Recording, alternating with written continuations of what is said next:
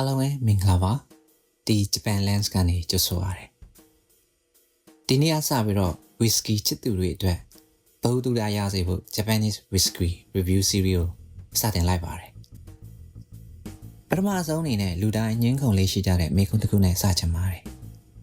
single malt ဆိုတာပါလေ blended and pure malt ဆိုတာရောဘယ်လိုကွာခြားပါလဲပေါ့နော် whisky လောကမှာ single malt ဆိုတာတော့မှုရောစပါးတီးတန့်ကိုစက်ရုံတရုံတွေကနေပေါင်းခံထုတ်လုပ်ထားတဲ့ whisky တစ်မျိုးဖြစ်ပါတယ်ဥပမာယာမာဆာကီလိုမျိုးပဲပေါ့ဒါပေမဲ့ whisky လောကရဲ့မမြင်ရတဲ့တခြားအရာတွေလည်းရှိပါတယ်ဥပမာပြောင်းတို့ကြုံတို့နဲ့ထုတ်လုပ်ထားတဲ့ grain whisky တွေပါပဲဥပမာချီတာလိုမျိုးဖြစ်ပါတယ်အဲ့ဒီ malt တွေနဲ့ grain တွေကိုချိုးညင်ညင်ရောစားလိုက်တဲ့အခါမှာတော့ကဘာကျော် hibiki လို blended whisky တွေဖြစ်လာတာပါဒီကြားထဲမှာ pure malt ဒါမှမဟုတ် vetted malt ဆိုတာရှိပါသေးတယ်သူကတော့ grain whisky လုံးဝမပါဘဲနဲ့မတူညီတဲ့စက်ရုံတွေကနေ single malt တွေကိုပဲပြန်လဲပေါင်းစပ်ထားတာပါဥပမာနီဂါ company ရဲ့ဒါခဲစု pure malt ဟာနာမည်ကျော် Yuichi နဲ့ Miyaki ကျော်စက်ရုံက malt တွေကိုတီးတန့်ပေါင်းစပ်ဖန်တီးထားတာဖြစ်ပါတယ်နောက်ထပ် whisky ချစ်သူတွေအတွက်တည်ထားတဲ့နာမည်တစ်ခုရှိပါတယ်ပထမတစ်ခုကတော့ whisky ချစ်သူတိုင်းအသေးဆွဲဖြစ်တဲ့ Nika from the Bearer ပါပဲသူကဂျပန်စစ်မဟုတ်တော့ဘဲနဲ့ Scotland ရဲ့စက်ရုံထွက်ကနေ whisky တွေကိုရောစားထားတဲ့ World branded ဖြစ်ပေမဲ့အရသာပိုင်းမှာတော့လုံးဝအပြစ်ရောစရာမရှိတဲ့လက်ရတစ်ခုဖြစ်ပါတယ်ဒုတိယတစ်ခုကတော့ craft whisky လောကရဲ့ဘယင်လို့ပြောတဲ့ Ichiro Malt ပါပဲချီချီပူစက်ရုံကနေတီထောင်လို့ Ichiro Akuto ကဖန်တီးထားတာဖြစ်ပြီးတော့အထူးသဖြင့်အဲ့ဒီစက်ရုံကပိတ်တိုင်းသွားတဲ့ Hanyu စက်ရုံကနေအဲ့ဒီ whisky အရေးတွေကိုအသုံးပြုထားတဲ့ cut series တွေကနေလီလံဈေးကွက်မှာတစ်စုံကိုဒေါ်လာတန်းကျော်ထိကိုဈေးပေါက်ပြီးတော့ကဘာကျော်တဲ့ whisky အမျိုးသားတစ်ခုဖြစ်ပါတယ်အဲ့ဆိုလို့ရှိရင် whisky အကြောင်းနေနည်းနည်းပြောပါပြီဆိုလို့ရှိရင်ကျွန်တော်တို့ drinking culture ဘယ်လိုတောက်ရလဲဆိုတဲ့ဟာကိုဆက်ကြည့်အောင်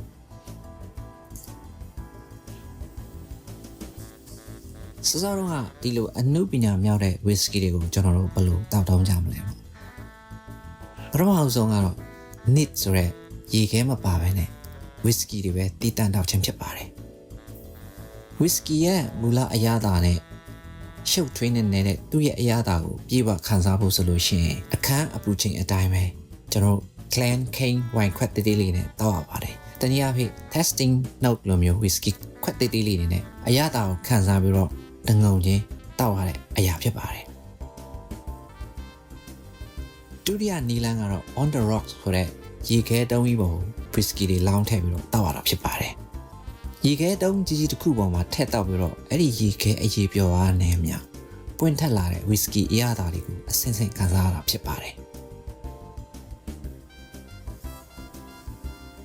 ဒါရီယာနီလန်းကတော့ဂျပန်ရဲ့နေ့စဉ်ယဉ်ကျေးမှုမှာမပါမဖြစ်တဲ့ hyper ရဲ့တောက်တုံးနီလန်းပါပဲ soda ရဲ့ carbon ဓာတ်လို့ပြောတဲ့ carbonation ကနေ whisky ရဲ့မွေးရနံ့တွေကိုပို့ပြီးတော့ပွင့်ထွက်လာစေလို့ဖြစ်ပါတယ်အဲ့ဒီရေခဲရဲ့အေးဓာတ်က alcohol ရဲ့ပြင်းရှာမှုတွေကိုရှော့ချပေးလိုက်လို့ရှိရင်ကျွန်တော်ညစာစားရင်နဲ့ဖြစ်ဖြစ်အကင်စားရင်နဲ့ဖြစ်ဖြစ်တောက်ဖို့အကောင်းဆုံးအဖော်မှဖြစ်ပါတယ်ဒါကြောင့်ဂျပန်မှာ hyper ဆိုတာ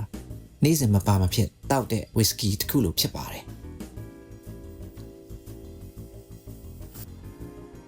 ဒီကုန်းကြောင့်နေနဲ့ malt grain blended ဆိုပြီးတော့ whisky အမျိုးအစားတွေကွဲပြားပေမဲ့လည်းမန်ကန်တဲ့တောက်တုံးလေးနဲ့အစစ်မှန်အရသာကိုခံစားတတ်ဖို့ကတော့အရေးကြီးဆုံးပါပဲဒီကနေ့ဆွေးနွေးခဲ့တဲ့တမိုင်းကြောင်းတွေဝေါ်ဟာရာတွေနဲ့ whisky တောက်နည်းတွေကို The Whisky Lover Guide PDF ကို description ထဲမှာအခမဲ့ရယူနိုင်ပါတယ်နောက်လာမယ့် Japanese series episode 2မှာတော့ whisky ဖခင်ရဲ့ The Foundation Father လို့ပြောတဲ့ Shinjiro Tori နဲ့ Masataka Takezu တို့တမိုင်းကြောင်းတွေပြီးတော့